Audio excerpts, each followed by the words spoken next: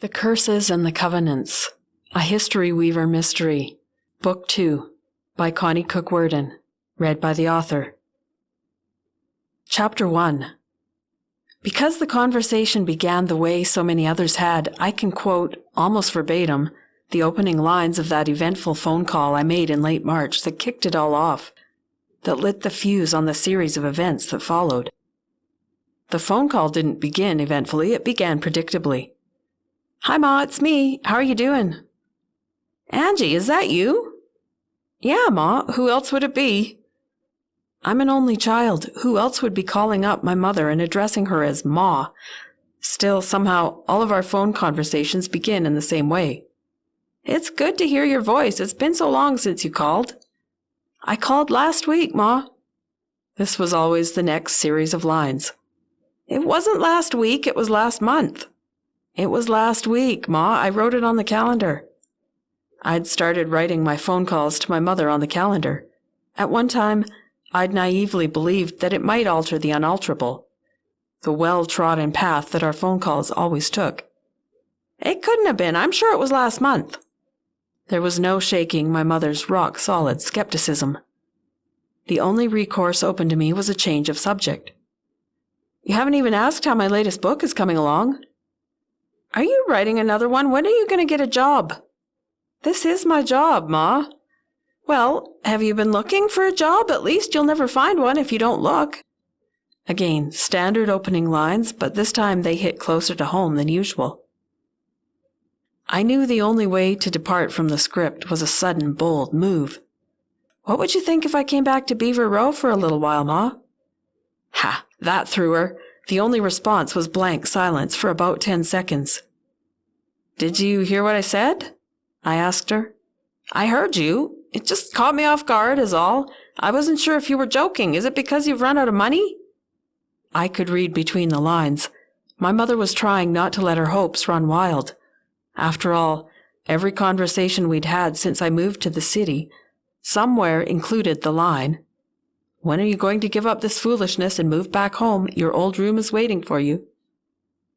"I pay my rent every month and I still have enough left over to buy groceries.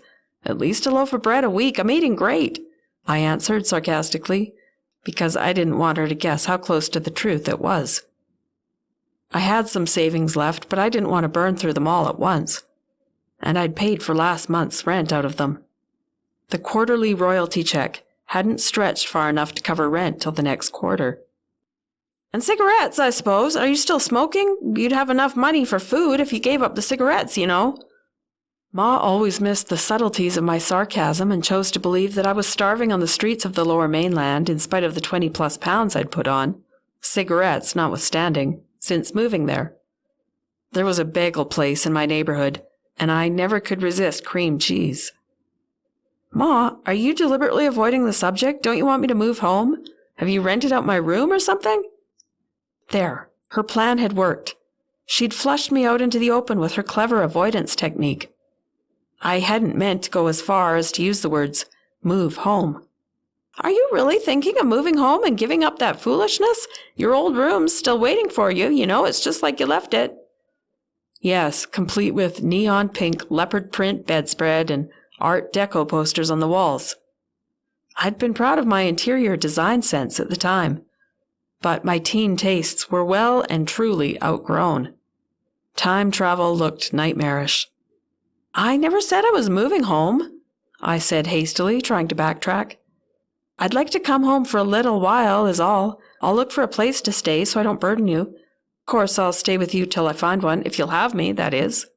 "Nonsense, that's just foolishness to pay rent when you've got a perfectly good room, rent-free, waiting for you just like you left it." "So you'll be looking for a job here then? Your cousin Sarah was just telling me about an opening that would be perfect for you at the high school, just your qualifications." Fabulous!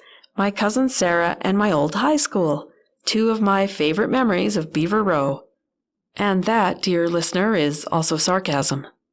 "Well, we'll talk more about it later, Ma. One thing at a time. I don't want you to upset yourself." If goaded in this way, she could usually be manipulated into giving up a subject change. It was my only counterploy. I blame-shifted until she was the one too emotional or too upset to talk. Ma snorted. I'm not the least bit upset. I don't know why you always think I'm getting upset when it's you who doesn't want to talk about it. To her, I'm an open book. Well, you sound upset to me. I'm not upset in the least. But her voice was getting louder and more emphatic. Listen to yourself. You sound upset. I certainly wasn't upset till you started telling me I was.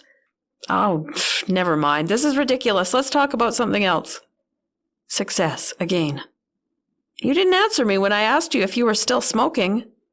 And check and mate. For my mother, that is, her favorite defense against my tactics. I quit. You say that every time. Well, it's always true. How many times can you quit before you really quit is what I want to know. You know you're ruining your health. I know, Ma. I've seen the ads, too. I don't know how you can think you're being funny about something so serious. Deep sigh. Ma, I just don't know what to tell you. We have this conversation every time. Every time I tell you I've quit, you don't believe me. Why do you keep asking? Why do you keep on starting that filthy habit up again if you keep quitting? How many times can you quit?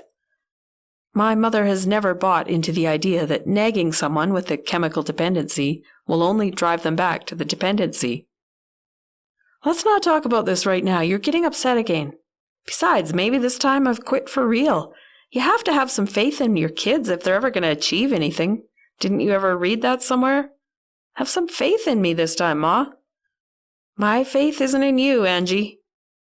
Uh-oh, dangerous ground. I'd have to tread lightly, or Ma would be asking me about my church attendance record, and I was definitely batting 0 there. But you're willing to let me stay in my old room for a little while anyways? I asked. She took the bait. When are you coming? I'll need to get some lasagnas made and in the freezer for you. I'm out a lot of evenings with the ladies' meetings, so if there's frozen lasagnas, you can just heat them up, and I won't have to worry about cooking for you those nights. You know I know how to cook now, right, Ma? I've been on my own for at least 10 years, and I shared an apartment my last year of university. I learned a lot about cooking then. Oh, I can imagine how you eat there in the city. All those fast food places, you won't find any of those in Beaver Row. I retired, vanquished, from the field, and dropped all mention of cooking for myself.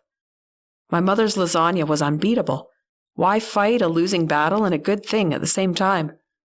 I gave her an approximate date to expect me to roll into town, and we rang off with no further skirmishes. In spite of the delicate battle of wits we engage in every time we converse over the phone, my mother and I are surprisingly close. My dad died when I was in grade 9, which drew us closer together than we might have been otherwise. It was hard to leave her on her own when I left for university, knowing she was often lonely. Though she kept herself busy with church and community functions, I knew that even if she couldn't bring herself to say it, she was ecstatic at the news I was coming home. But how did I feel about it? That was the question I couldn't answer. Still, there could be no turning back now. After the conversation with my mother, which hadn't gone the way I'd planned it in my head, though I should have known what to expect, the die was cast. The truth was, romance novels weren't selling like they used to. At least, mine weren't. Whether this sad state of affairs was due to society becoming more illiterate and reading less, or becoming more literate and reading a higher quality of literature than my books, I couldn't tell. All I knew was that, combined with the skyrocketing housing market on the coast, I could no longer afford even my modest one-bedroom basement suite in the city. And I just couldn't do it anymore. I couldn't churn out the fakery the way I once had when the money made it seem worthwhile. Romance writing had certainly not been my life's plan when I left Beaver Row for the greater Vancouver area. Writing, period, hadn't been the plan. Just a carefully guarded, fragile, sweet secret garden of dreams. To the outside world, I was moving to the city to attend university to get my teaching degree. A good, solid, practical plan. I passed all my courses, but my grades were lower than I would have liked. I should have been investing all my time in writing mind-numbing essays about writing mind-numbing essays. Instead, I was writing the great Canadian novel. Still, I scraped through my time at university with both a mediocre degree and a brilliant novel. Well, a completed novel anyway. In retrospect, the novel was rubbish, but not entirely rubbish. I could have done worse, and I would. My first year out of college, I stayed on in the city for the better teaching opportunities and was likely the most miserable substitute teacher in the whole of the Lower Mainland. At least, I would have been if not for my secret garden. While my soul visibly shrank and shriveled in front of terrifying teenagers by day, by night I watered and nourished my dream garden with endless hopeful queries and submissions to publishers and agents. By the end of that agonizing year, my dream garden was as shrunken and shriveled from the rejection as the rest of me.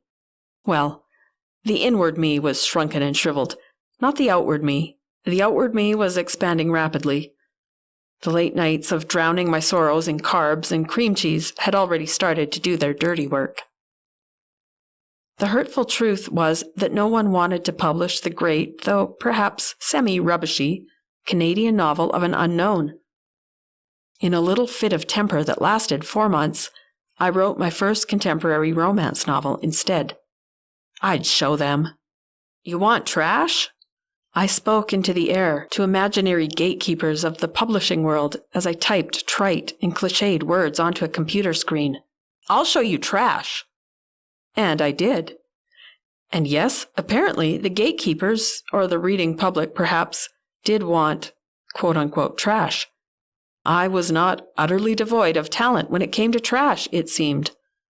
The first agent I queried with my first synopsis for my first romance novel showed enough interest to cure my pique. The whole thing, for me, had started off as a joke of sorts, though rather a bitter one. Turned out the joke was on me. Instantly, I was a humbled, devoted convert. Or a desperate one. I'd rather write trash than teach teenagers any day of the week. The length of time it took me to sell out was about the same length of time it took me to read that reply from the agent. That first nibble of hope kept me going until I found someone who would actually publish my trash. And then the next trashy novel, and the next, and the next. While I don't mean to imply that everyone who writes romance novels writes trash, the writing of trash had been my intention, and so I'm quite sure I succeeded. But by comparison to substitute teaching, I suddenly found the writing of trash to be, if not quite a sweet secret garden, at least a decentish public park, the kind with kids playing on swings and slides and not too many homeless sleeping on its benches. I use the metaphor to mean that I mostly embraced my new identity of romance writer with cautious but open arms, but skeptically kept a few reservations. I had enough caution that I made sure to keep my teaching credentials up to date. I had optimism, but no real faith in the romance writing game. And, as it turned out, caution was right. Looks like I had lost at the romance game. In more ways than one.